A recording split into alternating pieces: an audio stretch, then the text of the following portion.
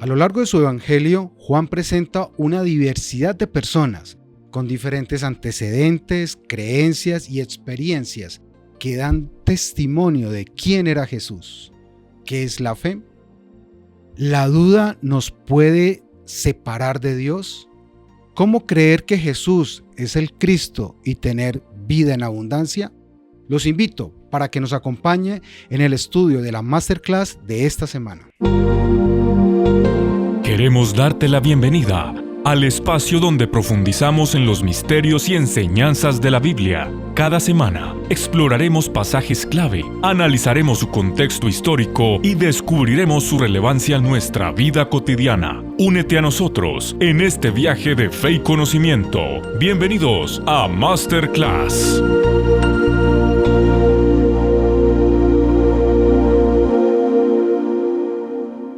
Bienvenidos a la Masterclass. Es un gusto estar con ustedes cada semana estudiando las verdades bíblicas. Esta semana el tema es testimonios de fe.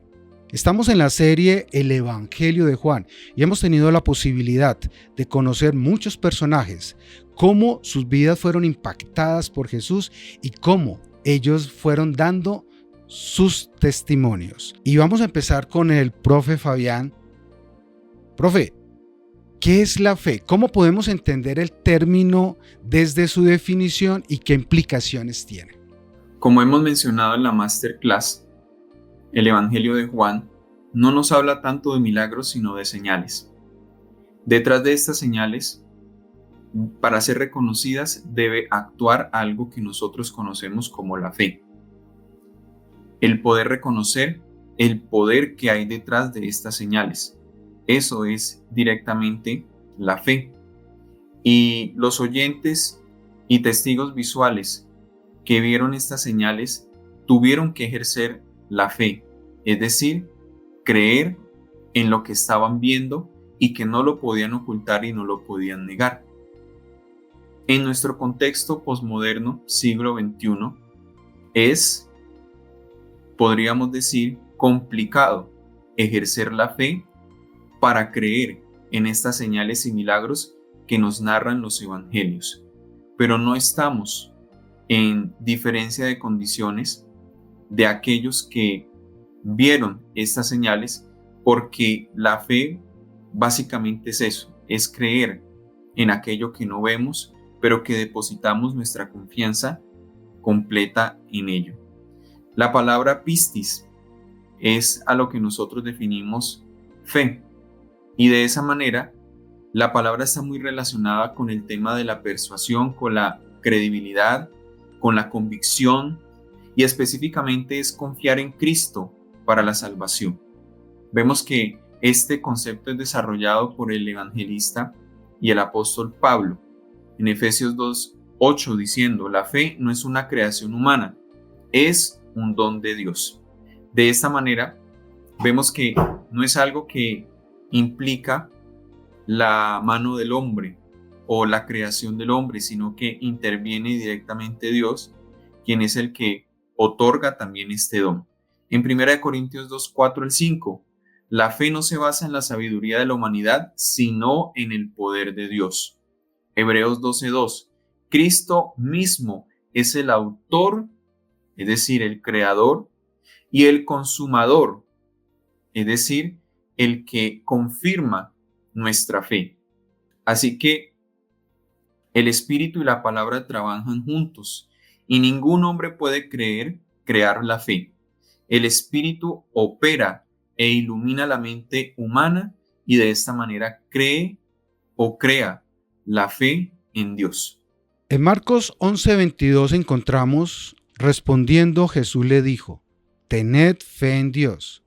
De cierto os digo que cualquiera que diga a este monte: quítate y arrójate en el mar, y no duda en su corazón, sino que cree que será hecho lo que dice, lo que diga le será hecho. Por tanto os digo que todo lo que pidáis orando, creed que lo recibiréis y os vendrá. Con el saludo cordial para el profesor Mario. ¿Cómo se desarrolla este tipo de fe? Porque el texto dice: teniendo fe en Dios, lograrás este impacto. Bueno, un cordial saludo para nuestros amigos, para ti, Mauricio, y para todos los que nos acompañan, para nuestro compañero Fabián también un saludo muy especial, amigos de Masterclass. Cuando hablamos de fe, estamos hablando de un insumo que tiene quizás dos maneras de ser abordado. Pueden ser más, pero pudiésemos presentarlo desde el humanismo o podemos presentarlo desde el supernaturalismo, que es la postura que obtenemos de las Sagradas Escrituras, Mauricio y amigos. Desde el humanismo está más basado en las concepciones filosóficas, en las ideas, está más basado en la construcción de la experiencia humana, de los aprendizajes, de los preconceptos, de las ideas previamente adquiridas que tenemos los seres humanos y que nos llevan a tomar decisiones o nos llevan a tomar cierta postura crédula de fe, de percepción o idea o paradigma con el cual nosotros decidimos vivir. Así que podemos hablar de una fe que tiene una postura que pueda ser humanista, por supuesto. Pero por otro lado, mi apreciado Mauricio, tenemos una fe que, si la queremos entender desde la narrativa supernaturalista de la Biblia, no necesariamente nosotros solos somos los que la podemos construir. Es una fe, que se construye desde la relación vinculante Dios y criatura. Y es una fe que obedece a un don, a un carisma, a un haris que Dios da a los seres humanos, a un don, de tal manera que nosotros podemos recibir la posibilidad no solo de procesar la información, sino que en el momento en que recibimos la información, ella crea un proceso vincular psicoespiritual con la criatura. La fe bíblica, que nace de la postura sobrenaturalista o supernaturalista que asume la existencia de Dios, no proviene solamente del intelecto, de las ideas, de los conceptos, de las elaboraciones filosóficas, del empirismo o las experiencias humanas, aunque no lo invalida, pero sí necesita ser construida desde la percepción de un Dios real, que es persona, que no es etérico, que no es gaseoso, que se revela a través de las escrituras, con el cual se construyen vínculos afectivos, que requiere tiempo, que le gusta ser querido, que le gusta amar, que le gusta ser contraprestacional, afectivo. Y desde allí, desde esas experiencias de las vivencias emocionales, afectivas, espirituales, empezamos a construir un músculo particular, sobrenatural, no solo humano, que es la fe. Y es esa construcción hombre, Dios, Dios, hombre, donde aceptamos nuestra vulnerabilidad, nos sometemos a ese poder superior y entendemos que desde nuestras falencias y a pesar de ellas, Dios construye aspectos y elementos increíblemente sorprendentes y donde nuestros insumos propios siempre serán insuficientes para tratar de construirla. Dependen totalmente de la intencionalidad divina. Esa es la gran diferencia entre el humanismo, quizás, desde mi perspectiva, y la fe que propiamente nos enseña la bella enseñanza bíblica y el supernaturalismo de un Dios real. El profe Fabián decía que desde la definición, fe traía acción, fe traía un elemento vivo. Y encontramos en Hebreos 4:12 que la palabra de Dios es viva y eficaz, y más cortante que toda espada de dos filos. Profe, ¿cómo es posible realmente sentir ese poder arrollador en nuestro corazón? La única manera es que yo le dé validación sobrenatural al texto. Yo puedo tomar el texto como una serie de temas o textos, proverbios, endechas o refranes populares de la antigüedad, sea el Antiguo o el Nuevo Testamento, que me proveen a mí información valiosa para que mi cognición, mi mente, mis ideas pues sean enriquecidas. Una manera nuevamente muy antropocéntrica, humanista de tomar el texto. Cuando yo entiendo que de Génesis a Apocalipsis, de tapa a tapa, el texto se trata de la revelación de una persona que ama y tiene la intención primaria de aproximarse a una criatura en situación de vulnerabilidad y desgracia y que provee misericordia. Desde allí puedo entender que todo lo que intenta la Biblia, con las narraciones, con las historias, con los eventos, con los detalles, con las profecías, es un intento vinculante afectivo para que nosotros podamos volver al Dios real. Porque lo primero que se rompe, mi apreciado Mauricio, amigos de Masterclass, por el pecado que nos provee información Génesis capítulo 3, es precisamente ese vínculo inicial. ¿Dónde estás tú? Recordemos esa pregunta que hace Dios. Yahvé pregunta, ¿dónde estás tú? Y no es una pregunta cualquiera, es una pregunta que atraviesa como cuchillo caliente en mantequilla la historia y llega hasta nuestros días. Nos cuestiona, ¿dónde estoy? Porque precisamente en el vínculo, en la cercanía, en el cabildeo, en el abrazo, en el calor del abrazo de Yahvé, no es. Porque ellos corrieron a esconderse, recuerda, Mauricio, y se cosieron delantales de higuera. Lo que implica que esta fe tiene que ver con la tranquilidad, la promesa de que me puedo aproximar de manera sincera, bondadosa por parte de Dios, sin que ello implique mi destrucción ni mi aniquilamiento, sino la oportunidad de que yo pueda ser resarcido, que yo sea restaurado a mi imagen original. La fe tiene muchísimo que ver con la credulidad, con la entrega, con la emoción, con la psique, con mis emociones más profundas de querer volver a ser esa persona que originalmente la Biblia me dice que yo puedo ser, pero que solo puedo lograr a través de la persona de Jesús. Es un vínculo muy profundo de la psique, las emociones, el pensamiento, la credulidad, pero sobre todo de aceptar que la fe bíblica es absolutamente supernaturalista y depende de que yo crea en un Dios real, creador, misericordioso y sobre todo en este contexto en el que estamos, Mauricio, restaurador. El apóstol Pedro, en su segunda carta, en su segunda epístola, nos hizo una narración muy interesante alrededor de cómo podemos ser partícipes de la naturaleza divina. Y aquí hay un hecho curioso, profesor Fabián. Leo de 2 de Pedro 1:5. Por esto mismo, poned toda diligencia en añadir a vuestra fe virtud, a la virtud conocimiento, al conocimiento dominio propio, al dominio propio paciencia, a la paciencia piedad, a la piedad afecto fraternal y al afecto fraternal amor. Si tenéis estas cosas y abundan en vosotros, no os dejarán estar ociosos ni sin fruto en cuanto al conocimiento de nuestro Señor Jesucristo. Normalmente a eso se le llama la escalera para llegar a tener o a reflejar la naturaleza divina. Pero aquí hay un hecho curioso, profe. Si ustedes observan, esto comienza, poned toda diligencia en añadir a vuestra fe virtud. Y hay un punto de partida. ¿Por qué la fe es el punto de partida para alcanzar la naturaleza divina? El apóstol Pedro nos está presentando un paso a paso de las virtudes que debe tener un cristiano e inicia con la fe. Y es indispensable tener esta virtud, ya que el creer, el confiar, el poner nuestra confianza en alguien debe ser nuestro primer paso para que podamos afianzar una relación desde el principio. En el sentido de la religión es importante el tema de la relación. Y si no se establece una unión, una confianza, una determinación desde el principio, no es posible avanzar en esos pasos o esas fases que implica la fe. Desde esa perspectiva, el apóstol Juan nos va a presentar la fe de una manera práctica, es decir, no solamente creer en que existe un ser supremo, un ser divino, porque para los hebreos eso era ya automáticamente. Ellos no cuestionaban la existencia de Dios como sí lo hacemos nosotros en algunas veces. Pero lo que hace Juan es indicarnos una fe práctica, es decir, creerle a Dios, es decir, a ese Dios que forma parte del culto monoteísta de los judíos. No hay que dudar de su existencia, sino que el problema radica o la dificultad radica en que debemos creerle a Dios.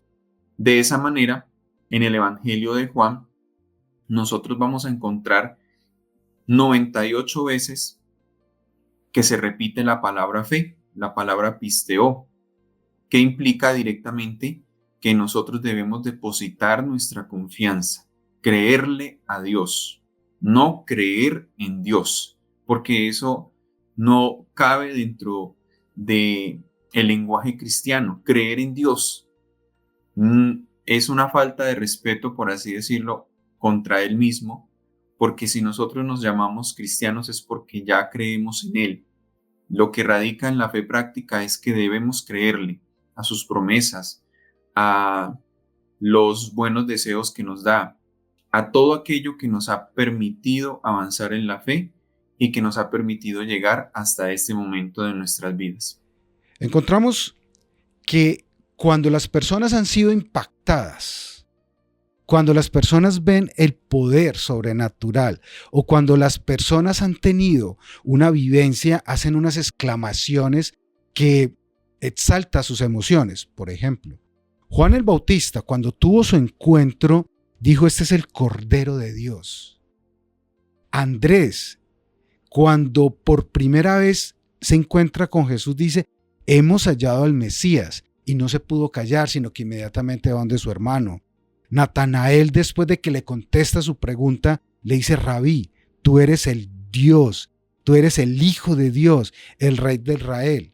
Los samaritanos, después de escucharlo, después de creer o sentarse más bien y darle la oportunidad, dijeron: nosotros mismos lo hemos oído y sabemos que en verdad este es el Salvador del mundo.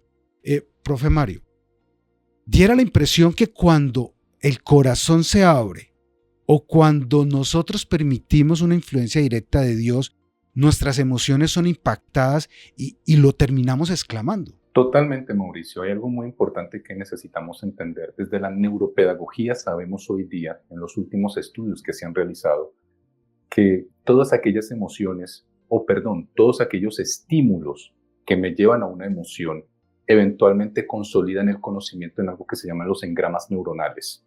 Hay mejores interconexiones y se crea de una manera mucho más apropiada algo en el conocimiento, específicamente en la malla neuronal.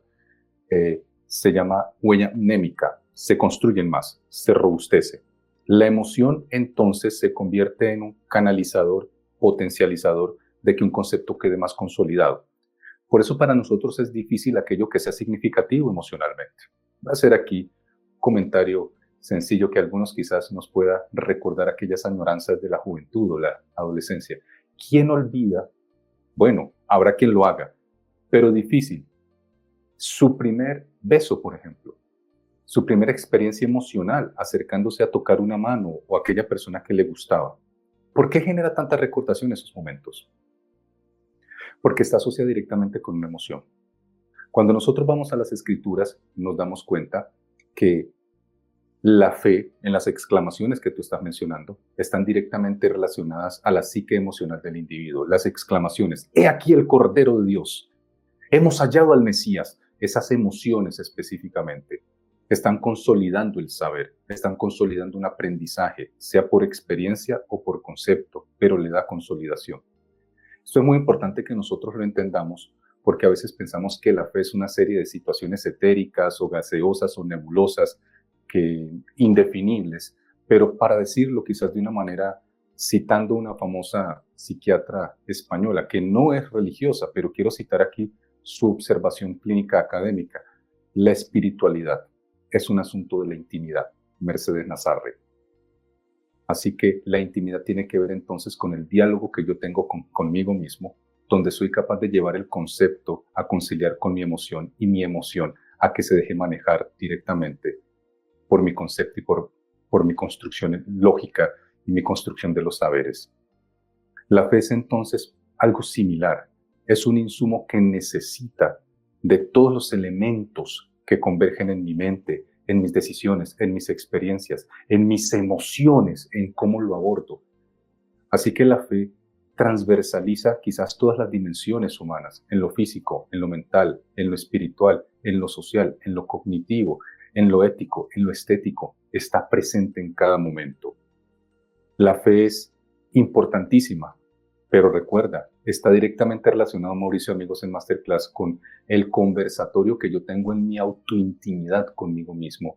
Y cuando yo invito a Dios a que haga parte de esa intimidad y reescribo mi narrativa junto con Él, empiezo a escribir un libro paralelo de mi vida que puedo llamarlo mi fe, mi construcción psicoafectiva, emocional, espiritual con Dios. Esta semana estamos estudiando testimonios de fe y una de las historias que más nos impacta es la de Abraham, el patriarca. Con él se cumplió, con él inicia todo un movimiento, podríamos hablar del pueblo hebreo. Se le hicieron muchas promesas, le dijeron que iba a tener un hijo en una edad muy avanzada, pero hay algo muy particular que prueba su fe y está en Génesis 22:1. Aconteció después de estas cosas que Dios probó a Abraham. Le dijo: Abraham. Este respondió: aquí estoy. Y Dios le dijo: toma ahora a tu hijo, tu único, Isaac, a quien amas, vete a tierra de Moriah y ofrécelo allí en holocausto sobre uno de los montes que yo te diré. Abraham se levantó muy de mañana, ensilló su asno, tomó consigo a 2 de sus siervos y a Isaac, su hijo. Después cortó leña para el holocausto, se levantó y fue al lugar que Dios le había dicho. No en vano se le ha dicho a Abraham el padre de la fe. Profe Mario, cuéntanos un poco y establece la línea de cómo Abraham fortalece su fe, de que fue llamado hasta este momento tan particular, porque sacrificar al hijo que le iba a dar la descendencia no tenía lógica. Precisamente ese es el punto importante, es que el concepto de lógica que nosotros manejamos hoy día no necesariamente hace parte de la construcción cultural del pensamiento hebreo o el pensamiento semítico, para ser más específico. Cuando nosotros vemos la historia de Abraham, luego llamado Abraham a partir del capítulo 17 después de la circuncisión, pues nos damos cuenta que hay varios elementos que son allí interesantes. No sé si notas, Mauricio, amigos y profesor Fabián, que lo que está pasando allí es que el elemento probatorio en sí tiene que ver con el manejo psicoemocional que haga Abraham de la solicitud hecha por un Dios que se llama el Dios Yahvé, el Dios Elohim. Y le está pidiendo que entregue lo que es más importantemente afectivo para él. Así que esto tiene que ver con una lucha psicoemocional. Los detonadores afectivos, las convicciones, las ideas, las aproximaciones vinculantes y los conceptos o paradigmas preadquiridos por Abraham van a ser determinantes para que proceda o para que retroceda o para que se quede paralizado. No sé si notamos que este aspecto de la fe en el proceso de la prueba que se hace sobre Abraham definitivamente está implicando las emociones, cómo las construyes, cómo las afrontas. Tus emociones y el cuidado que haces de tu reacción afectiva es superior al vínculo que tienes conmigo, o eres capaz de pasar por encima de tu reacción afectiva y respetar el vínculo que desarrollas conmigo. Es una prueba interesante de la vinculación, de la vincularidad que Yahvé le propone al gran patriarca Abraham, y que de verdad es un reto. Tardaremos quizás un buen tiempo solamente aproximándonos a esta historia. A propósito, Mauricio, la historia de Abraham es tan importante que hace parte del pensamiento filosófico de grandes pensadores de la talla del danés Søren Kierkegaard, quien en su momento también habló sobre lo extraordinario de esta prueba, porque definitivamente es profunda y está enraizada, profundamente en cómo nosotros construimos, deconstruimos, consolidamos o no consolidamos nuestros paradigmas personales, nuestras percepciones culturales, nuestras decisiones emocionales, versus la vincularidad con un Dios particular, Yahvé, el Elohim del Antiguo y el Nuevo Testamento. Profe, y sabes que hay una línea que el apóstol Pablo dejó escrito en Romanos, que llega esas promesas de Abraham hasta nosotros. Lo encontramos en Romanos 4:20. No dudó ni desconfió de la promesa de Dios, sino que tuvo una fe más fuerte. Alabó a Dios, plenamente convencido de que Dios tiene poder para cumplir lo que promete. Por eso Dios le tuvo esto en cuenta y lo reconoció como justo. Y esto de que Dios se lo tuvo en cuenta no se escribió solamente de Abraham, se escribió también de nosotros, pues Dios también nos tiene en cuenta la fe, si creemos en aquel que resucitó a Jesús, nuestro Señor. Profe, aquí da la impresión de que solamente es un asunto de creer en Él y todas las promesas hechas a Abraham se trasladan a nosotros. Algo importante, desde la construcción cognitivo-emocional, creer en sí es una decisión compleja. Máximo si creer te confronta con tus construcciones previas. Es decir, que incluso en algunos puntos, Mauricio, tú y yo y todos nuestros amigos aquí de Masterclass, y profe Fabián, cuando nosotros decidimos creer implica que me confronto conmigo mismo. Porque hay cosas que no necesariamente son atractivas para que yo las acepte. ¿Qué tiene de atractivo, Mauricio, que se le solicite a un patriarca en el siglo XIX, siglo XVIII antes de Cristo, que asesine a su hijo como material probatorio de que lo que su sistema cultico adoracional con Elohim Yahvé es correcto, a menos que haya una herramienta probatoria o más, una construcción vincular emocional de un Yahvé que eventualmente le detiene la mano y dice, no lo hagas, he visto que me temes. Ese temes es una emoción. ¿Lo notas, Mauricio? Es decir, este Dios siempre está interesado en que nosotros tengamos en cuenta que las emociones están tácitas en las Escrituras, pero a veces las dejamos por fuera y son importantísimas. Y cuando hablamos de fe, mi opinión respetuosa, cuando hablamos de fe, me parecería terriblemente fatal que saquemos la construcción emocional cuando hablamos de la construcción o más bien del elemento fe. Es absolutamente necesario que estén allí, que las analicemos. Importantísima, no solo la doctrina o la percepción teológica, mi reacción afectivo-emocional. Justamente como lo plantea el profesor Mario, el tema de las emociones están implícitas en el tema de la fe. El siguiente testimonio de fe nos lo da María. Y en Juan 12:1 encontramos una narración muy interesante donde justamente queda evidenciado, profe Fabián, que el corazón Jesús lo conocía. Dice así: 6 días antes de la Pascua fue Jesús a Betania, donde estaba Lázaro, el que había estado muerto y a quien había resucitado de los muertos. Y le hicieron allí una cena. Marta servía y Lázaro era uno de los que estaban sentados a la mesa con él. Entonces María tomó una libra de perfume de nardo puro, de mucho precio, y ungió los pies de Jesús y los secó con sus cabellos, y la casa se llenó del olor del perfume. Si ustedes continúan leyendo, aquí había un apóstol un poquito envidioso, y él inmediatamente empieza a cuestionar. Y dice el texto, y Jesús, conociendo lo que había en el corazón de Judas, lo reprendió. Profe Fabián, ¿cómo hoy podemos permitir que el Señor transforme nuestras vidas?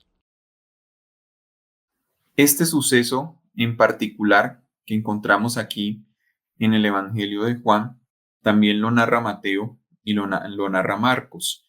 Juan añade detalles interesantes, pero en especial vemos a un Juan que nos narra la historia desde una perspectiva personal.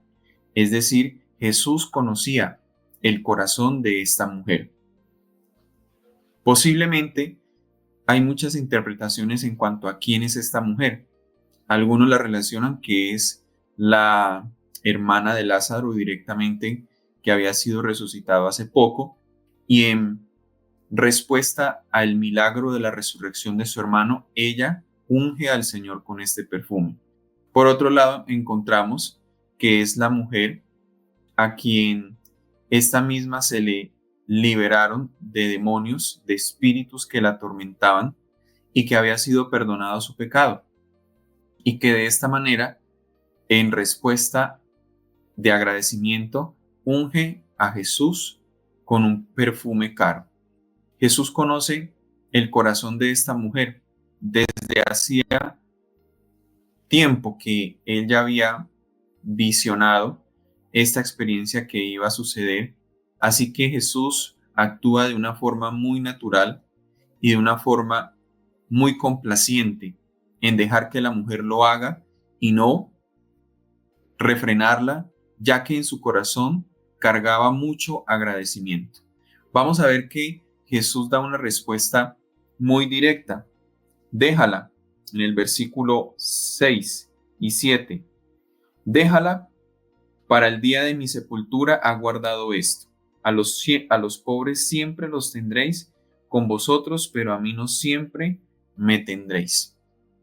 De esta manera Jesús relaciona este ungimiento con el carácter del Mesías, de la profecía mesiánica de que Jesús es el Cordero, debía ser ungido y de esa manera posteriormente ir a la cruz y a la muerte. Es muy importante resaltar que Jesús también nos enseña que el corazón agradecido es porque se siente amado, amado mucho. Nosotros como seres humanos tenemos desde nuestra infancia problemas de sentirnos amados. Nuestras familias, primero nuestros padres, existen problemas de afecto, de autoestima, pero Jesús soluciona y Jesús complementa esa falta de afecto que quizás nos hizo falta o esas huellas que aún permanecen en estos momentos. Así que Jesús conoce nuestros corazones y nuestras vidas hoy. Hay múltiples decisiones y pasos que podemos seguir, pero Jesús conoce el real, Jesús conoce el verdadero, el que tomaremos. Y aunque nos apartemos, Jesús siempre estará dispuesto a mostrarnos el verdadero camino, la verdadera senda. 8 días después estaban otra vez sus discípulos dentro y con ellos Tomás. Llegó Jesús, estando las puertas cerradas, se puso en medio y les dijo: pasa a vosotros.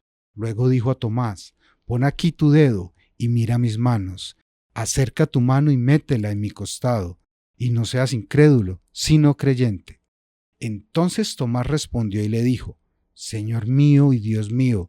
Jesús le dijo: porque me has visto, Tomás, creíste. Bienaventurados los que no vieron y creyeron.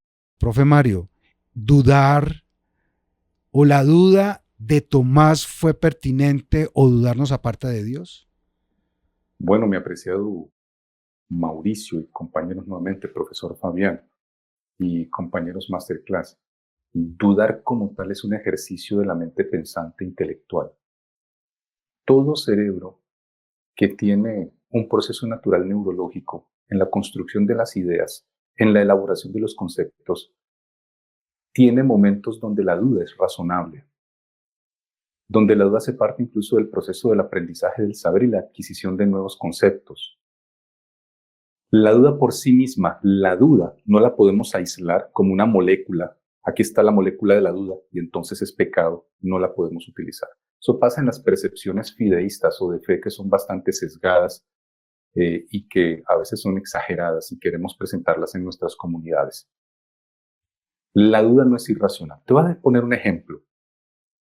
La escritora norteamericana de amplia difusión en nuestra iglesia, Ellen White, dice en un libro llamado El deseado de todas las gentes, en la página 709, que a propósito de la muerte de Jesús en la cruz, dice lo siguiente, lo voy a parafrasear, pero invito a nuestros amigos a que lo chequeen. Quedaba roto el último vínculo entre Satanás y los seres celestiales. Solo esa cita ya es conceptualmente compleja, porque nos está informando esta autora norteamericana que desde su perspectiva, muy interesante, muy atinada, muy profunda, nos deja notar que incluso, oye esto, Mauricio, los ángeles tenían vínculos conceptuales de darle beneficios de la duda al enemigo hasta la muerte de Jesús en la cruz. Uno tendría que hacerse una pregunta.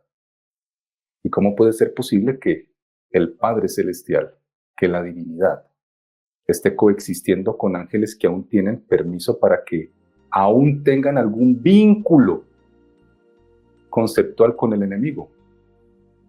Esas son palabras mayores, son grandes ligas.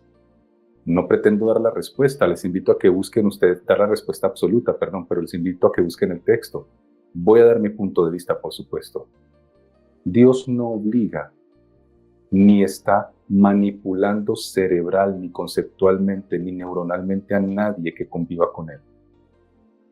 ¿Cómo sujetó Yahvé, Dios, la voluntad absoluta incluso de sus santos ángeles en el cielo, mostrándole la belleza y la preciosura de su carácter en la muerte dolorosa y triste e infame que le dimos al Hijo de Dios en la cruz?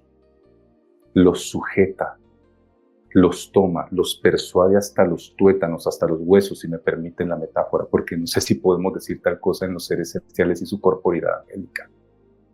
Pero eventualmente, la duda incluso está permitida, en tanto la misma sea un material que no me distancie ni me aleje totalmente de Dios.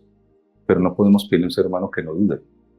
No le podemos pedir que no tome determinaciones desde la suspicacia o perspicacia o la duda razonable. Hace parte natural de pensar, Mauricio, hasta de los ángeles celestiales. Jesús le dijo a Tomás: porque me has visto, has creído. Bienaventurados los que no han visto y han creído. Estas palabras fueron dirigidas a Tomás, pero están destinadas a nosotros. Aunque no hemos sido testigos del Jesús del primer siglo, todavía podemos aceptarlo como el Mesías prometido. Esto es fe. Esto es ignorar a los detractores y confiar nuestras vidas a la palabra de Dios en el aquí y ahora y en el más allá. Hemos llegado al final de la Masterclass. Es un gusto estar con ustedes cada semana estudiando las verdades bíblicas. Le agradecemos a las personas que nos han escrito y han dejado sus comentarios. No olviden la cita semanal aquí en la Masterclass. Hasta la próxima.